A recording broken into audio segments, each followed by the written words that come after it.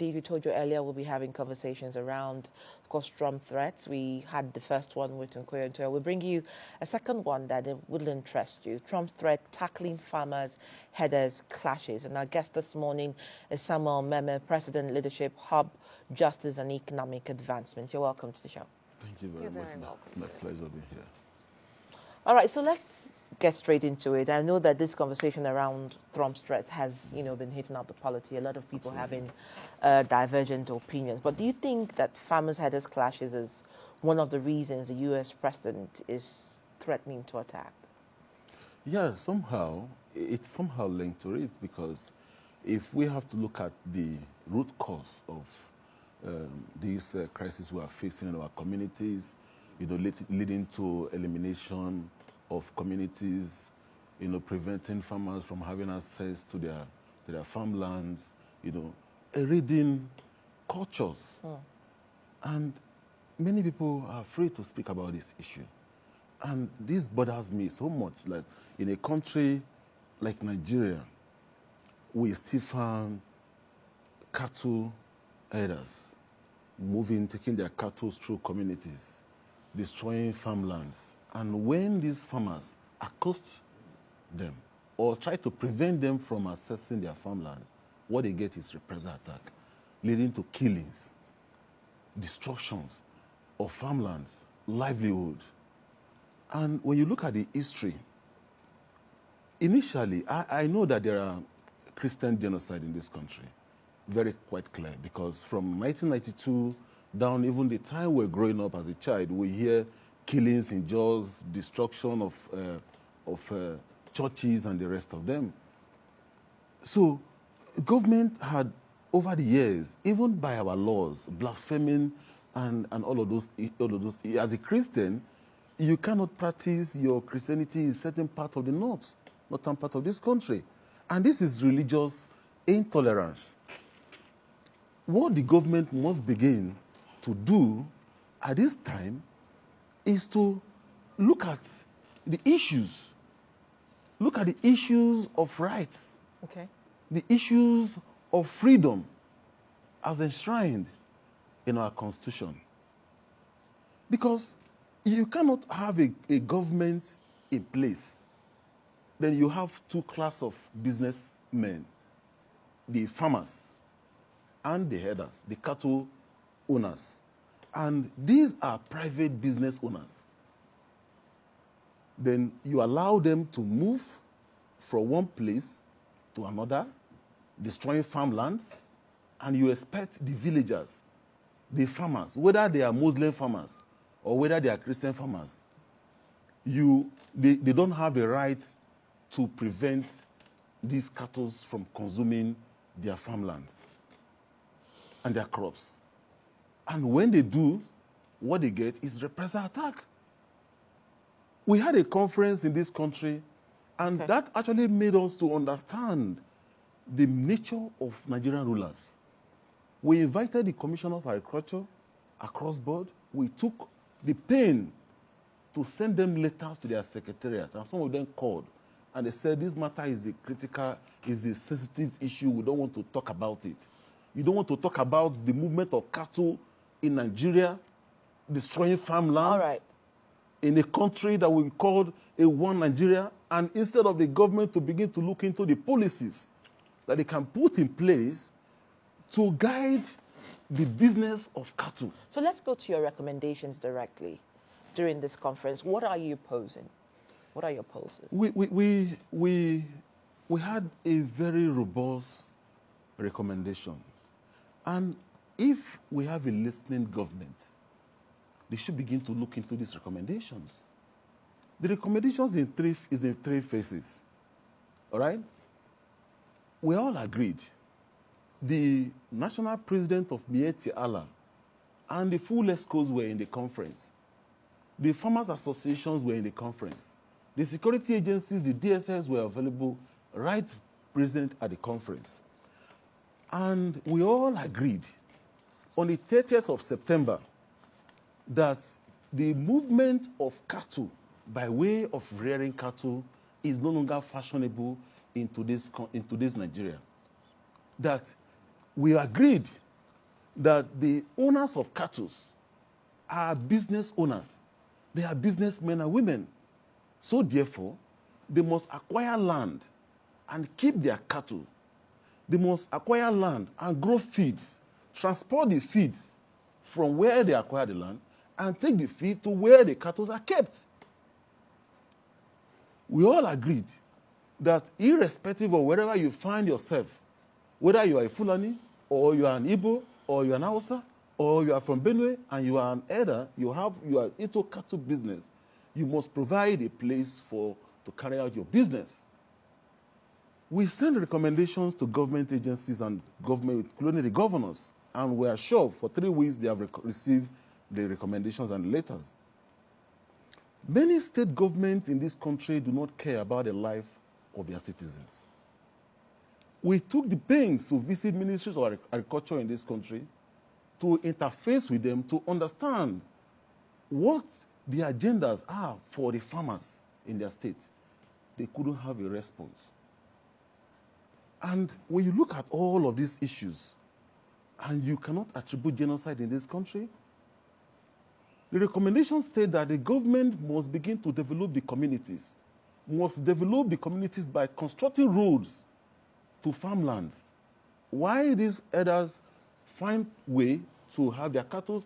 We believe that it is not possible for government to provide ranches because these issues have been on for a long time. Their method was not accepted by various communities because they want to take expanse of land given to a particular set of business people.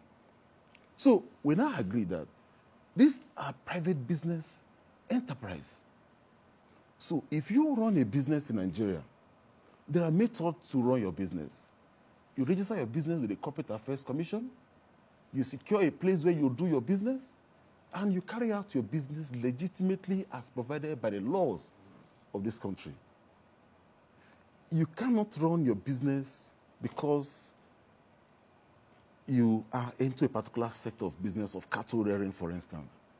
Then you now have the right and the dominance over other people by taking your cattle from one place to another, from one place to another. So government is telling you that they have forest guards. Absolutely. So that brings me to the question, what role should the anti-grazing law play in resolving this conflict? Because I hear you talk about the fact that this culture, of grazing from place to place has been here time immemorial. How do we look at the anti-grazing law in this context? Very good question. We carefully studied the anti-open grazing laws in this country, and we found out that there is the fundamental lacuna in the anti-open grazing laws in this country. And what is the lacuna? The implementation mechanism. And in our recommendation, if you make it available to the public, states that the state government, in conjunction with the local government, must establish a security network to protect the community. This will serve as a synergy between the conventional security and the community. We understand the nature of the country, that there are so many communities in this country that you cannot find full-blown physical security presence. So the local governments, every part of this country belongs to part of a local government. All lands are under the custody of the governor. So the state government and the local government will establish a synergy. From the calculation, we put it about 50 persons will be employed by the state government and be under the payroll of the state government. And they will be trained and monitored by the police, the DSS, and the civil defense, the civil defense, the NSCDC. So what this simply means is that you're going to have a community kind of system that will prevent a possible reprisal attack as a result of implementing restriction of movement of cattle in Nigeria. What you see today that is sparking a lot of controversy in this country that has to do with whether there is Christian genocide, whether there is Muslim genocide, or whether there is a general genocide, can be resolved by implementing the recommendation made in that national conference on the 30th of September and on the 1st of October this year. So my advice to this government is to, first and foremost, discontinue from the media defense that we all are trying to do. We should rather look at the issues. Show love to your country for the first time. Stop telling the world that there are killings, and not just the Christians or the Muslims, or not just the Muslims. Let us look at the issues. Muslims are being killed, Christians are being killed. There are attacks in the churches, yes. So I'd like to know, when it comes to the security structures that are in place, it's not just enough to have those with the laws. What do you think? Do you think that people should be able to, arm themselves with the same weaponry that these bandits have? And what sort of synergy do you think should, have happen between the police and the information sharing between the community? It's very clear. The community security, the security architecture that has been proposed can act as interface. It is not encouraged for citizens to bear arms. All right? That would destabilize the whole system. What we need is policy to address issue and implement the policy in the interest of the country with the utmost faith of patriotism on the side of the federal government. It therefore means that the federal government must lend their voice to the issue of anti-open grazing. The National Assembly must begin to look at a possible way, not by procrastination, by immediate, as a matter of immediate effect, to begin to enact law that will prescribe the anti-open grazing law nationwide, while states must also begin to, modify their laws to accommodate implementation mechanism. You cannot rely on the police to implement anti-open grazing laws. All right?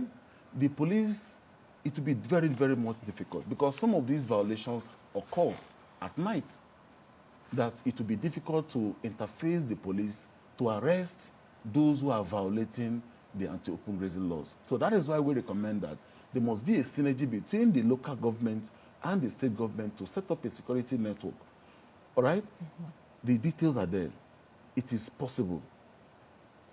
And in setting up this structure, how do you think the recruitment should actually happen of these security personnel? Yeah, the recruitment is going to be a joint recruitment between the NSCDC, the Nigerian Police Force, and the DSS. Thankfully, the Department of the State Security was present during the conference. So, the police was there. All right? So, there is a need for them to put up these things are not so difficult. If we want to conduct elections in this country, you see how they do that. If they want to carry out the judicial process to adjudicate how elections, whether PDP win or APC win and the Labour Party, you see they put timeline, 6 months and all of those things. So this has to do with the life and the unity of this country. Yes. So they should not procrastinate it. We have the time. Between now and the end of this year, certain steps should be taken to address the issue. We as Nigerians, we must not stop talking, we must not stop communicating with the international community if this government refuses to do the right thing. Where's the role of the citizen in this? The communities, how do they come into play? Very well. There should be community consciousness. All right? When you set up, when you see the federal government, for instance, taking steps to say, we are stopping the movement of cattle in Nigeria. First and foremost, like I said, nobody should be offended. The cattle raiders listening to me today should not be offended, because in the long run, you are supposed to provide a system to run your business. Then put up the estimate. Place a price tag on your cattle. If in the long run, your cattle, to rear one cattle costs you 3 million naira, they place a price tag on it. So once the federal government is able to come to this consciousness that this is one of the critical areas, like I said, we have the issue of other areas security concerns. We are more concerned about the security of farmland and the security of farmers. And this automatically would bring the interest. And we don't have enough food in this country. Food security would be automatically guaranteed. So the general public, the citizens will understand the direction of the government and they will cooperate with the government. Intelligence has always been a thing of, perhaps a conversation rather, of concern, especially within the community and security architecture between the traditional vigilante system, the security operatives, and the farm owners. How do we begin to look at that web? Because oftentimes when whistleblowers do blow whistle and give information, there is also a certain kind of fear that there would always be a reprisal attack. So how do you protect information? Because that's always been out there in the conversations. Look, we are talking about the issues of law and the issues of policy. When the government make a policy, the policy becomes law. Right now, we know that there is an issue of criminal trespass, which is an issue of law. But how can you effect criminal trespass on others? Because when they violate through your land, criminal trespass occur. So what do? This is a conscious issue. When it becomes the law, when the National Assembly make a law to abrogate the movement of cattle in Nigeria, then it becomes a law. Communities will automatically police, the NSCDC, the DSS, the community security architecture would understand that there is a law, and a law must be obeyed, and a law must be seen to be complied with. Automatically, the communities will take charge over their communities. So when a law has been made, you now know that this is a trespasser. You understand that you now have the right to go to the community, to go to your farmland and plant your crops. So when you see a header coming to your land and you know that such a header has no right, it becomes an issue of law. So that is the role of the community in this case. You discover that everybody will now understand their rights. And the community will boom. The local government will have access to generate more revenue because they will have to collect tax from the farmers.